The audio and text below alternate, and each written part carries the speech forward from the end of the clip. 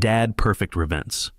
My name is Gerald Holt. I'm 65 years old. I own 8 rental properties and 2 commercial units scattered across the Phoenix metro area, worth somewhere around $9 and $5 million at current market. My wife's kids spent 18 months trying to figure that out. They never did. And I want to tell you exactly how that played out. Because if you're in a similar situation, some of this might save you a serious headache. It started on a Tuesday morning in November. I was sitting at the kitchen table, the way I do every morning, up at 5 a.m., coffee black, no TV, just the quiet before the day kicks in. Diane was still asleep upstairs.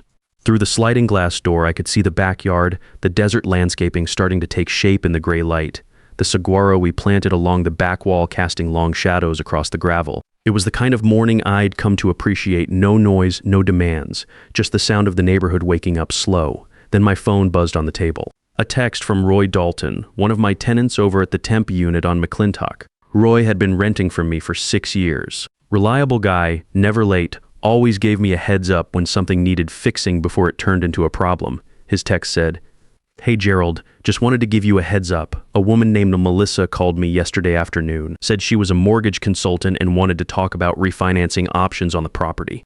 Thought you should know before anything else happened." I set my coffee mug down, read it again, slower. Melissa, my wife Deaney's daughter. 37 years old, mortgage broker out of Scottsdale. She had called one of my tenants, a tenant she had no business knowing existed, to dig for information about a property she wasn't supposed to know I owned. I didn't call Roy back right away. Didn't go upstairs and wake Diane. Just sat there in the kitchen with my coffee going cold and thought it through. The sun was starting to come up over the superstitions, throwing that orange light through the glass door the way it does in November. I sat with it for a good 15 minutes. Then I picked up my phone and texted Roger Stanton, my attorney. "Call me when you're in the office." Some things developed. That was the morning the whole thing shifted from suspicion to evidence. But to explain why it mattered, I need to back up and tell you how I got here. I grew up in East Phoenix.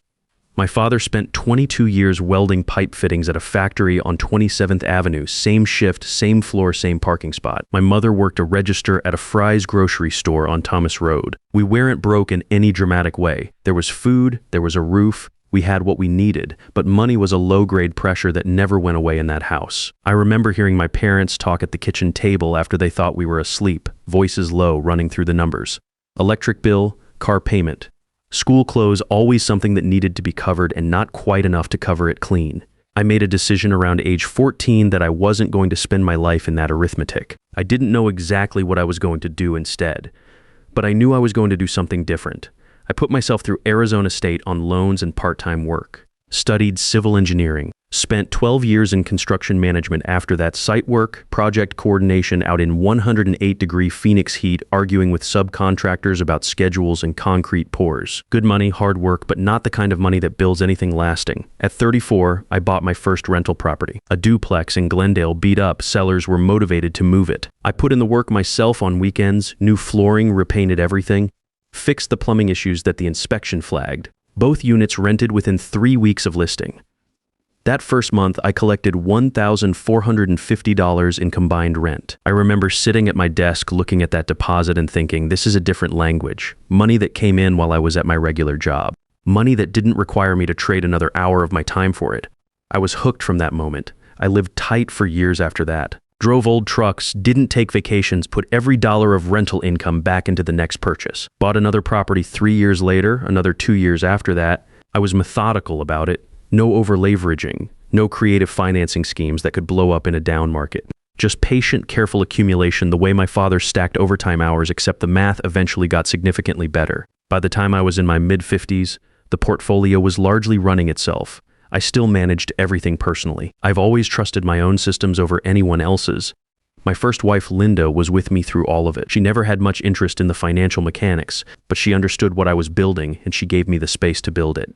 Good marriage, 31 years. We were a real team. She died of ovarian cancer 4 years ago, 18 months from first diagnosis to the end. That first year without her, I kept the lights on and not much else. And my son Perry, who lives in Denver and works as an architect, called every Sunday. Those calls mattered more than he probably knows.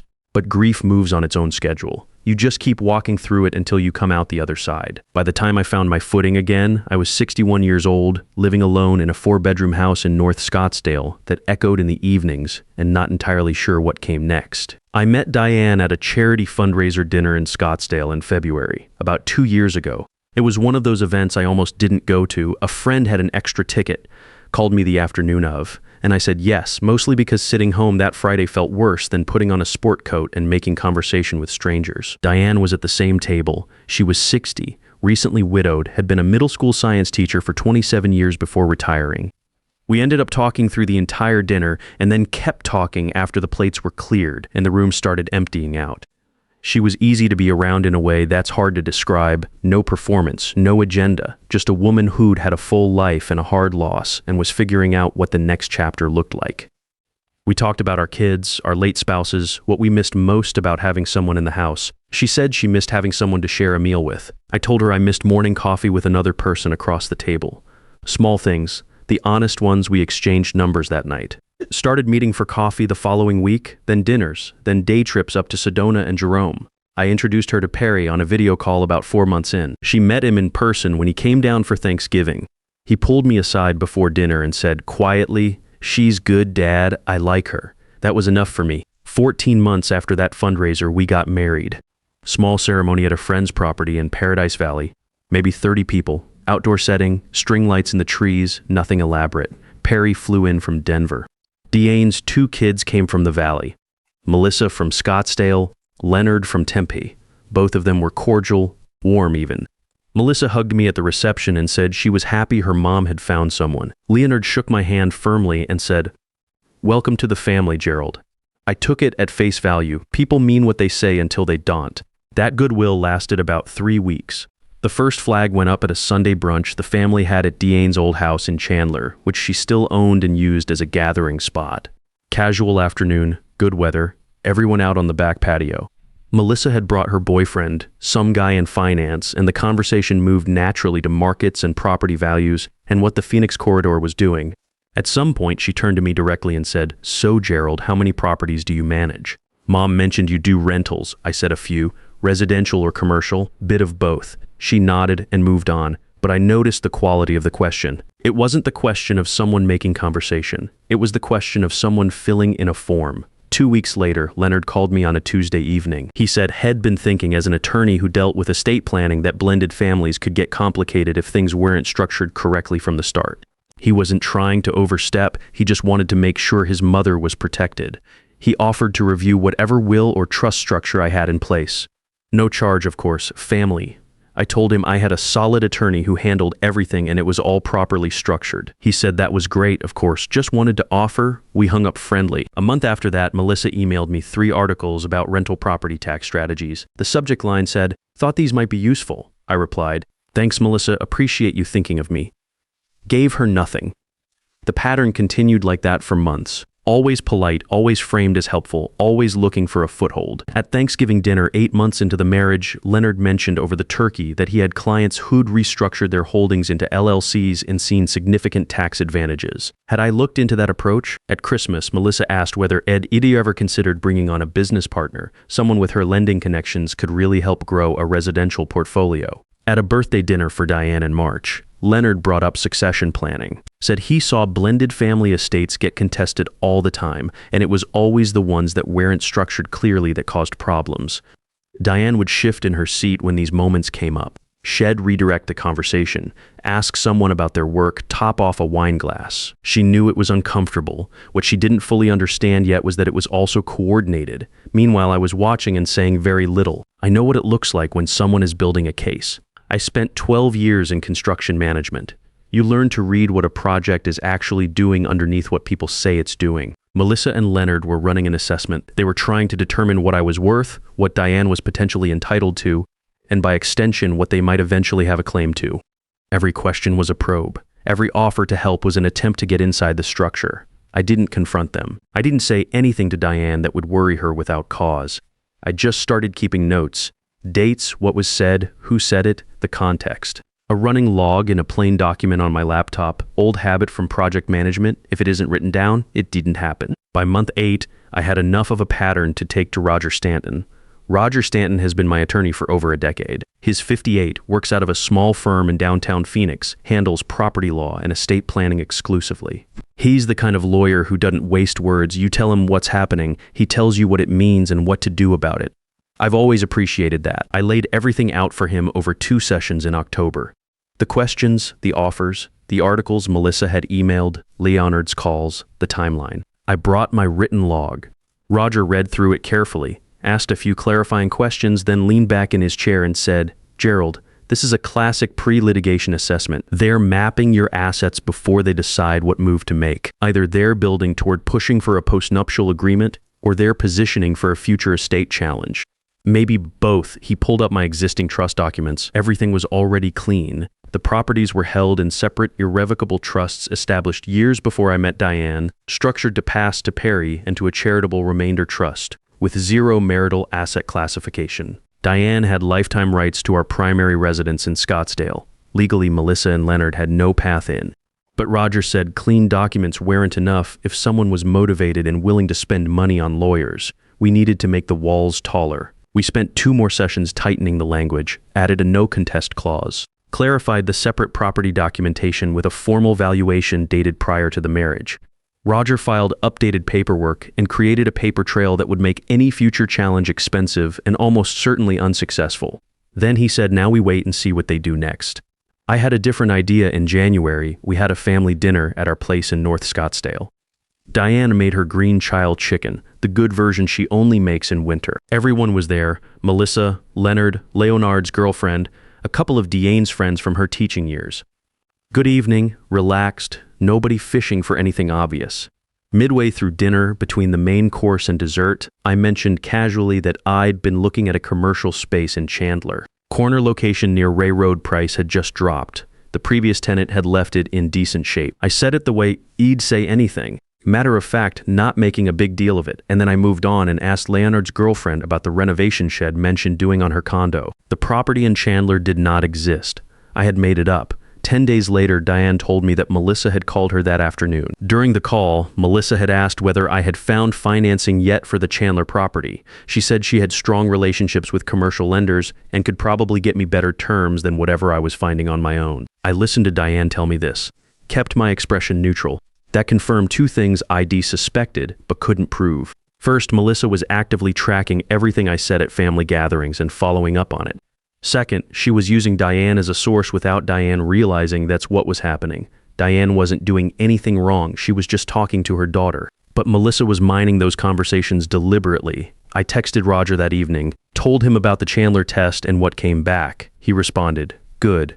Document it. And now we deal with the tenant situation." The tenant situation was Roy Dalton's text from November, the one that started all of this. Melissa had called Roy directly, identified herself as a mortgage consultant, and offered to discuss refinancing options on the property he rented from me. She didn't know Roy would tell me. She probably figured tenants and landlords had arm's-length relationships, and a call from a mortgage professional would just seem like ordinary solicitation. What she didn't account for was that Roy had been renting from me for 6 years and considered the heads up a professional courtesy. Roger drafted a cease and desist letter. It was precise and formal, no emotional language, no accusations beyond what was documented. It laid out the date and nature of Melissa's contact with Roy Dalton, identified it as improper interference with an existing landlord-tenant relationship, and instructed her to make no further contact with any tenant property manager or associate connected to Gerald Holt's real estate holdings. Roger sent it on firm letterhead through certified mail to her office address. Melissa called Diane the same afternoon the letter arrived. I was in the garage doing some maintenance work on the truck when Diane came out, phone in hand, expression unreadable. She said Melissa was upset. She said Melissa felt blindsided and that she had only been trying to help. She said Leonard had also called and used the phrase escalating unnecessarily. I set down the wrench. I said, "Come inside. I want to show you something." We sat at the kitchen table, same table where I'd read Roy's text 4 months earlier. I opened my laptop and pulled up the documents. The trust filings, the property records, the summary Roger's office had prepared when we updated everything in October. I walked Diane through it methodically. All 8 rental properties, the 2 commercial units, the approximate net worth, the legal structure that protected all of it. She sat very still while I talked. When I finished, she looked at the screen for a long moment without saying anything. Then she said this whole time, "Yes. Why didn't you tell me before we got married? Because I needed to know you were with me, not with what I have. If you'd known the full picture going in, every conversation we had would have had this weight to it. Every decision, I didn't want that between us. She was quiet again.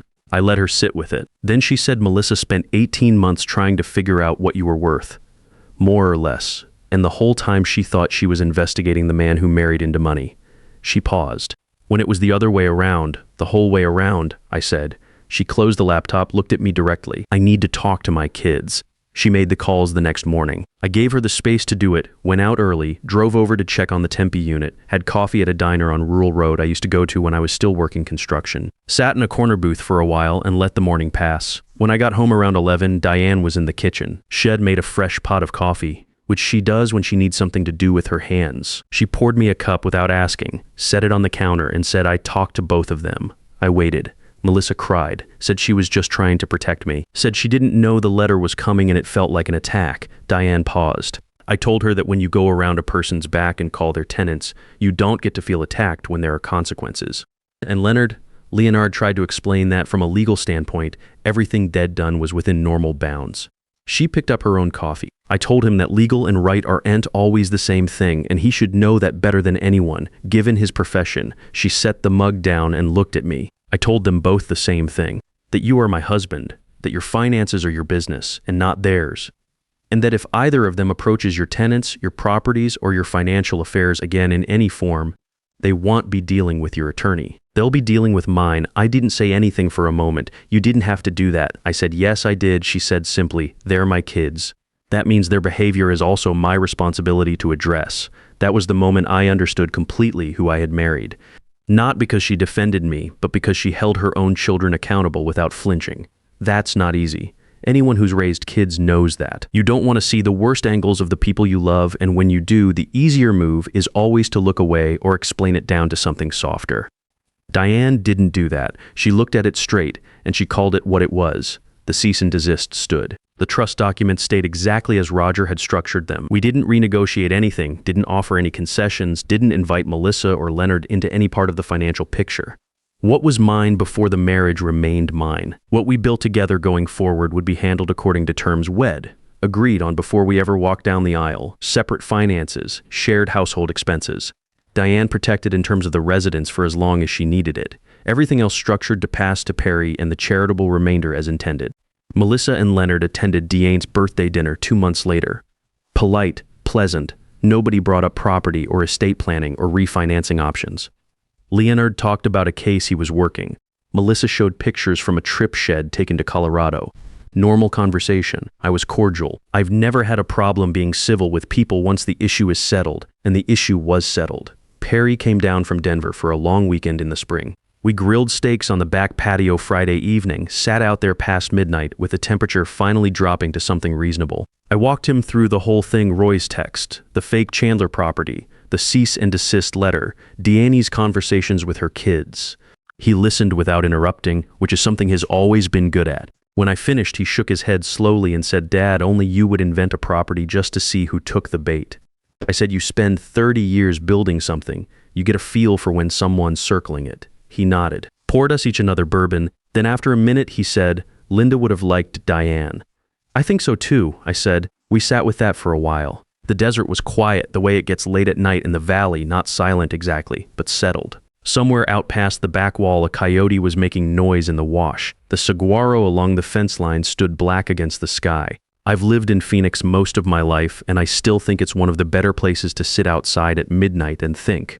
I'm going to say a few things directly because I think they're worth saying. If you're a man over 55 who's been widowed or divorced and you're thinking about getting married again, or you're already in it, take your finances seriously before anything else changes. Keep them separate. Not because you don't trust the person you're with. Keep them separate because trust is between you and your spouse, and other people's money instincts are their own thing entirely. And those two facts can coexist in the same family without any contradiction. Adult children from previous marriages are not your children. They don't have the history with you, they don't have the loyalty to you, and when it comes to inheritance, they have interests that are directly opposite to yours in a way that no amount of goodwill at a wedding reception is going to change. That's not a character judgment. It's just math. Treat it like math. Document everything. Write down dates. Write down what was said. Write down the context. Sounds like overkill until the day you're sitting in your attorney's office and he asks you for a timeline. Then it's the most useful thing you've done. Talk to a real attorney, not a family member who offers to help for free. Free legal advice from a son-in-law or a stepchild who practices in a related field is not free. There's always a cost to letting someone that close to your financial structure. Pay a professional. Keep it clean. And pay attention to who your spouse chooses when the pressure comes. Because it will come in one form or another. And that moment will tell you more about who you married than any conversation you had over dinner in the early months. When Diane hung up the phone after talking to Melissa and Leonard and told me what she'd said to them, I knew I'd made the right call about her, about waiting, about all of it. I got up this morning at 5 a.m. Same as always. Coffee black, kitchen table, sliding glass door, looking out at the backyard while the neighborhood came to life around me. Diane came downstairs at 6, poured her coffee, sat across from me. We didn't need to say much. That's something you earn with a person over time. The right to sit in the same quiet without it meaning anything except that you're comfortable where you are. Somewhere across this city, I own pieces of it that most people don't know about. 8 rentals, 2 commercial units, 30 years of early mornings and patience and not taking shortcuts. Melissa and Leonard never found what they were looking for. They're not going to. I built it. I know how to hold it. That's the whole story. Some men spend their whole lives building something solid, and the real test isn't whether you can build it. It's whether you're smart enough to protect it when the people smiling at your dinner table are quietly counting what's on the walls. The ones who never found a single number were the ones who thought they were the smartest people in the room. That's the thing about patience. It doesn't look like a weapon until it's already won.